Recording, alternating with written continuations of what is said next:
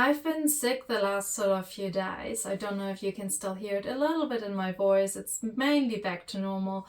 I'm all good now. It's just my voice that sort of takes ages until it goes back to normal. But it made me reflect on sick leave and on resting, because also two of my co-workers told me that they've been recently sick and it took them 2 to 4 weeks to really get back to normal. Whether that is because they were not resting properly or they were going back to work too soon, I can't tell. But what I don't want to talk about is when we don't have sick leave, obviously we need to go to work. We can't just leave our jobs, or a lot of people can't just take an unpaid day. So for financial reasons, not resting for financial reasons or work pressure, this is something I do not want to touch up on in this video. I want to talk about 3 main reasons why I believe we struggle to rest, and then what actually helped me to rest guilt-free now, or at least I am getting better at it. So I took a couple of notes because this is an unscripted video and I tend to forget a couple of things, so that's why I just have my wee notes here. So the 3 reasons I believe we struggle to rest is, the first one is doing feels far more familiar than stopping. Second, many of us have learned to treat rest like a reward. And then third is that guilt, comparison, and fear of judgment can really make slowing down feel uncomfortable. So I believe those are the 3 main reasons. There could be other ones, of course, but this is mainly for people like me, I guess, that are really overwhelmed, that do a lot, work a lot, and find it hard to rest. Guilt-free mainly, I guess. That's the main issue here. And this is what I really wanted to touch up on the 3rd reason, the guilt part and the comparison part, when we sit down and we just have this urge and the thoughts like there's more that we need to do, like it just does not feel right to just rest. And I guess I struggled with that a lot in my life. I always thought that rest would just come naturally, like once I had sort of earned it, I guess. Once everything is done, all of the work is done, chores is done, kids are sorted, messages are replied to, once everything is done, then I had this vision in my mind that I would sit down and, I don't know, have this relief, this weight off my shoulders, and like my mind would be clear and focused and I can be present, and I would probably have some energy still left to do the things I want to do without feeling like I'm behind on other things. So I sort of thought that that feeling would come naturally. Over the years, I had to learn that no, that feeling never came.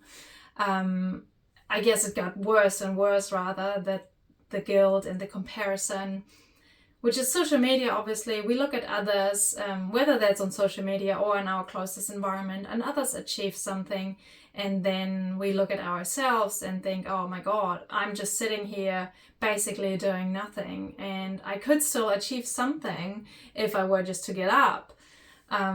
Not really realizing, oh my God, I've already done so much today. So what I'm saying is, instead of getting inspired by others, it usually puts us down and we're starting to judge ourselves, and then we're worried that others might judge us too. And then the whole guilt part comes into play, like I should be doing more, this is not enough, there's still so many things to do. And this feeling of impatience and this feeling of, I need to achieve this now, this needs to be done now, because everything seems to have a certain time frame when we need to achieve things. So what I've been doing to get out of this loop, I practiced rest. literally like you needed to practice for soccer or for gymnastics or whatever it might be, you usually are not great enough to do it like on the first try, not when it's like the first thing you've ever done. It's like going to soccer practice or gymnastics. You usually can't do those things on your first day. You have to practice them.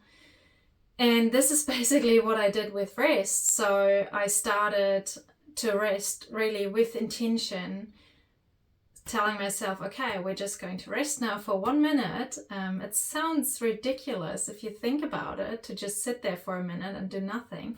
But what I thought about was, or had the intention of, just resting, acknowledging it, deserving it, and then reflecting on it. How did it make me feel? Do I actually need more rest? Do I feel like my body feels really tired? So I really reflected on this, and then maybe the next day or even the same day I said, okay, another minute or 5 minutes.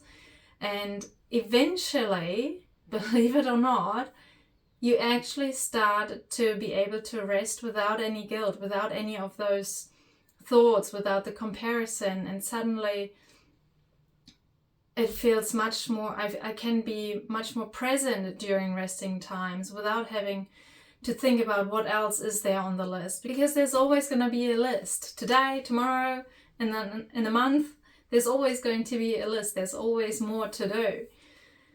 But believe it or not, rest feels much more achievable now, and rest increases productivity, it increases focus. It is so important for presence. I feel much more present when I'm not working, present with my loved ones. I feel like I can live my life to a much better extent.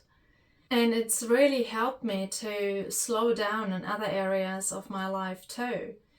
Obviously, there's the overwhelm part plays a massive role in that as well, that I recognize overwhelm much earlier, and when I feel overloaded and when I need to take a break, that all plays a whole part in that too. And coaching helped me a lot in sort of that whole journey. But I thought I'd just share that with you in case that helps you or someone else, that rest is actually a skill that we can relearn, and we probably should relearn, and that it's possible to make it a habit to rest guilt-free and without comparing yourself or fearing judgment. So it is possible to relearn all of this. We just have to make it a habit. We just have to practice it over and over again with intention and awareness and acknowledgement and reflection. I hope you liked the video. If so, please give me a like and don't forget to subscribe. See you next time.